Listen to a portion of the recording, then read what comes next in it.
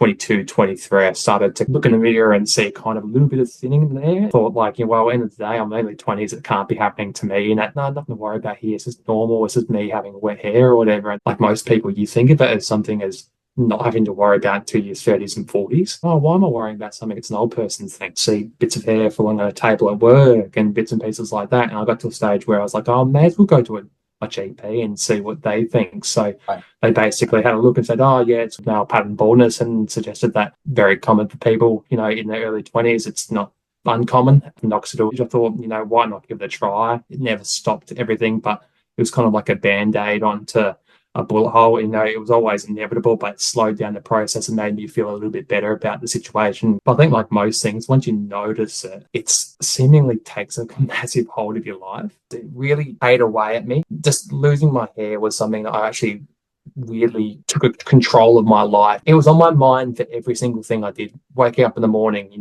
wherever I was, whether it be, at my own home or at somewhere else, it's like, oh, well, I have to put minoxidil in my hair in the morning. It regimented my entire life and took control in sense of like, kind of stopped me from doing and being myself to a degree. You look at the weather and go like, what's the weather doing? Is the weather going to be windy? If it was over a certain kilometre an hour winds, bring a hat. I was so self-conscious of it. I thought, well, grow it out long and then kind of put a comb over it. That was kind of the coping mechanism for me at that stage. You don't realize how mentally and physically draining it becomes over a long period of time. It consumed me so much that I ended up kind of just, not feeling like the same person I always was, like a stress that was unneeded and like a massive burden. It made me feel like I'm a different person. I got to a stage where I was always thinking about it, thinking that everyone's looking at me and my hair, even though that would never be the case. All the time I was looking at it and going, what's the fix to all this? Oh, obviously you got to go fly the way to Turkey. And then you get that algorithm stuck in. And I was like, took a deep breath, like, wait a minute.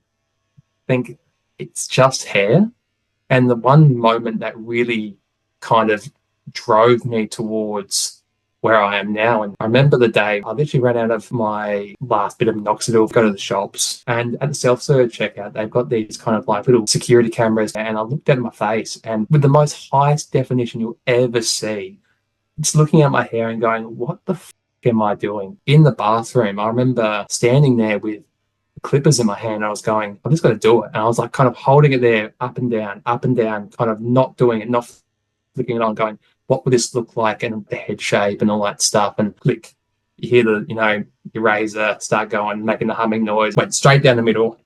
And it was just a huge sense of relief that went down my entire body. 2 years of kind of worry and stress and poor self-esteem just went out the window. And every stroke that went through my head, I was like, this is just not looking as bad as I thought it was going to be. Kept going, finished it all off, and then go, what was I worrying about? I decided to take the jump before I was pushed.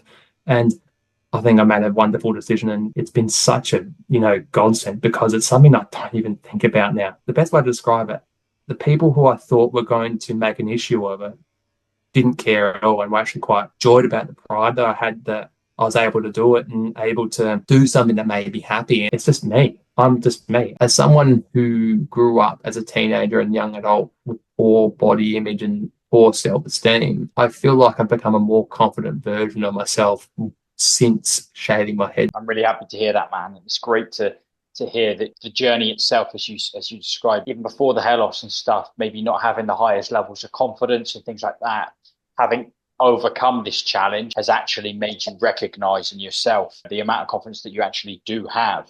All this weight came off my shoulders, and I was just like, kind of, why was I worrying about it all? At the end of the day, it was just like a really weird feeling, but it was also a really relieving feeling after probably nearly 2 years of just kind of carrying this weight on my shoulders. Balding, if you want to never worry about balding ever again, then I can show you exactly how to do it. I'm Harry, and after completely overcoming my own balding nightmare of a struggle, I've now dedicated myself to helping people like you do the same. Most of these guys took the same exact steps to get to where you want to be, totally free from any balding worries. And now it's your turn to put all this balding stuff behind you. You don't need to struggle with that alone any longer. I'm gonna simplify it for you. I'm gonna make it easy, and dare I say it, it might even be fun. You can join the literally millions of men who are confident in the way they look. Click below, let's get started, let's do this together.